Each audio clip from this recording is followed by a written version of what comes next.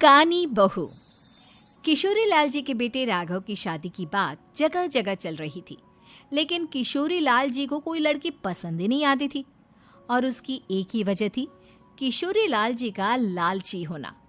उनको लड़की वालों से मोटा दहेज चाहिए था और इसी चक्कर में एक दिन वो एक बहुत पैसे वाले के घर अपने बेटे का रिश्ता लेकर पहुंचे। उस आदमी का नाम था ओम प्रकाश।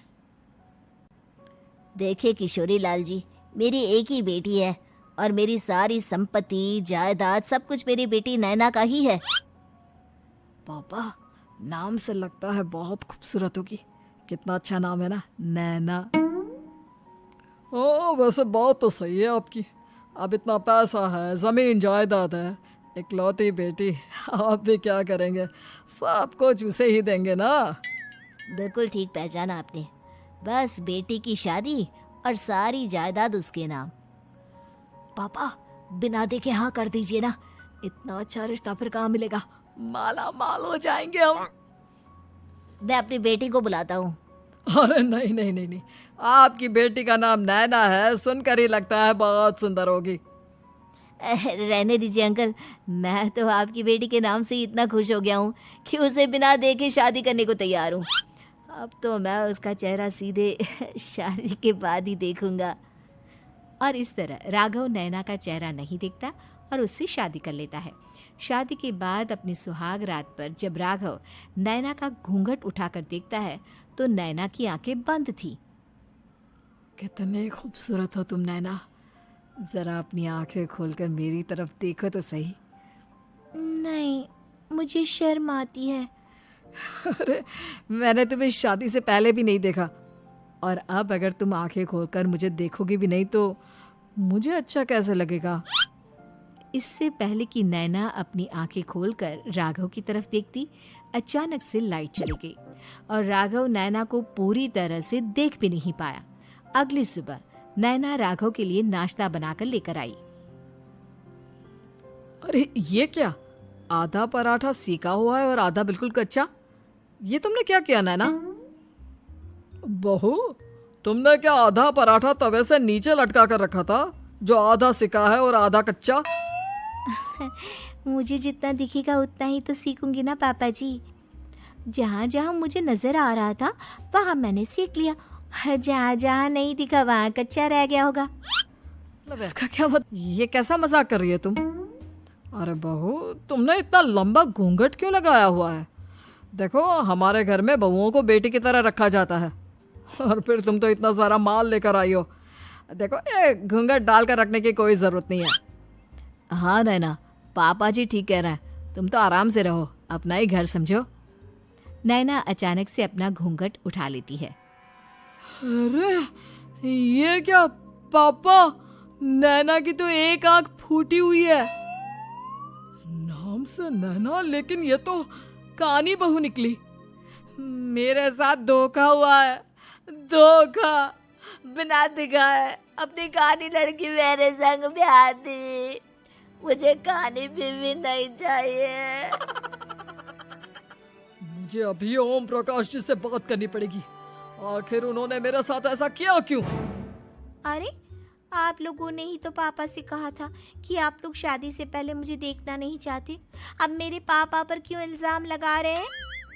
अरे लेकिन उन्हें बताना तो चाहिए था ना कि तुम कानी हो, एक आंख से तुम्हें दिखाई नहीं देता। किशोरी लाल और राघव नाराज होकर ओम प्रकाश को अपने घर बुलाते हैं।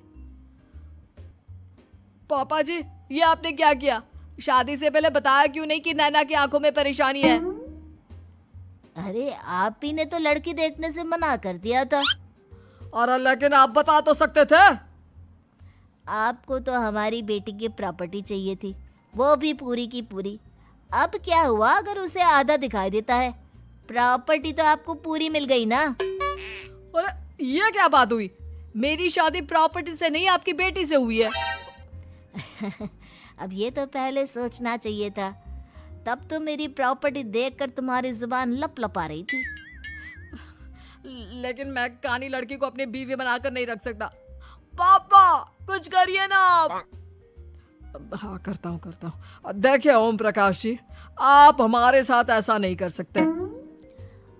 और तुम देखो, अगर तुमने मेरी बेटी से शादी तोड़ी ना, तो जो भी प्रॉपर्टी मैंने तुम्हें दी है वो तो पूरी की पूरी वापस ले ही लूँगा, और आधी प्रॉपर्टी तुम्हारी भी लूँगा। अरे मेरी आधी प्रॉपर्टी भला क्यों लेंगे आप? इसलिए क्योंकि मेरी बेटी को आधा नजर आता है और उसकी नज़र अभी तक तुम्हारी आधी जायदाद पर ही पड़ी है। अब तुम उसे घर से निकालोगे तो कुछ तो लेकर जाएगी ना। और अगर हम आपकी बेटी को अपने घर की बहू बनाकर रखे तो? तो तुम्हारी पूरी प्रॉपर्टी तुम्हारी ही रहेगी, और जो मैंने तुम्हें दिया है ना, उसमें से बस मैं आधा लेकर जाऊंगा। अरे लेकिन अब आप अपनी दी हुई प्रॉपर्टी में से आधी वापस क्यों लेकर जाएंगे? अगर मैं आपकी बेटी को अपनी पत्नी बनाकर रखने को तैयार हूं तो? इसलिए ताकि भविष्य में अगर तुम मेरी बेटी को धोखा दो तो उसके पास कुछ तो रहे जो पति का हो। वैसे मेरे पास तो बहुत कुछ है, लेकिन अपने पति की कोई निशानी तो उसके पास होनी चाहिए ना। अब अगर तुमने मेरी बेटी को कानी कहा तो तुम्हें प्रॉपर्टी भी कानी ही मिलेगी, पूरी नहीं। जमाए राजा। किशोरी लाल और राघव समझ चुके थे कि वो बुरी तरह फंस चुके हैं और अब उनके पास वहां से निकलने का कोई चारा नहीं है। अब समझ में आया ना, लालच बुरी बला होती है। एक तो तुम्हें प्रॉपर्टी मिली, ऊपर से बीवी मिली, उसमें तुम्हें नखरे भी दिखाने हैं। आए बड़े, चुपचाप बैठो दोनों। कुछ दिनों के बाद नैना राघव की कार लेकर बाजार घूमने निकलती है और जब कार लेकर वापस आती है, ये क्या? एक तरफ से मेरी गाड़ी पूरी खराब हो चुकी है। लगता है तुमने मेरी गाड़ी को किसी दूसरी गाड़ी के साथ एक्सीडेंट किया है। अरे अरे कितना बड़ा नुकसान कर दिया तुमने बहू। वो क्या है ना पापा जी, मुझे एक आंख से दिखाई नहीं दे रहा था, सामने से गाड़ी आ रही थी। मुझे तो सिर्फ आधा ही दिखाई दिया और वो गाड़ी मेरी कार से रगड़ते हुए निकल गई। अब मैं क्या करूं बताओ? आप इसे ठीक कराने के पैसे कौन देगा? तुम्हारे पापा। तुमने मुझसे इस तरह से बात की? अभी रुको। नैना राघव की शिकायत ओम प्रकाश को कर देती है। देखो राघव, अब जो मेरी आधी प्रॉपर्टी तुम्हारे पास थी ना, उसमें से आधी और मैं लेकर जाऊंगा, क्योंकि तुमने मेरी बेटी को डांटा। अरे नहीं नहीं पापा जी, गलती हो गई, माफ कर दो। गलती की तो कोई गुंजाइश ही नहीं। अगली बार मेरी बेटी को डांटा तो बची हुई आधी में से आधी और ले जाऊंगा। लालच के चक्कर में हम दोनों ने बहुत बड़ी गलती कर दी बेटा। एक तो तुम्हें कानी बहू मिली, पर से जो माल मिला वो भी काना। इस तरह राघव की हर एक गलती पर ओम प्रकाश उसकी प्रॉपर्टी का आधा आधा हिस्सा लेकर अपना सारा माल वापस ले गया और राघव को कानी बीवी से काम चलाना पड़ा। भाई लालच वाकई में बुरी बला है।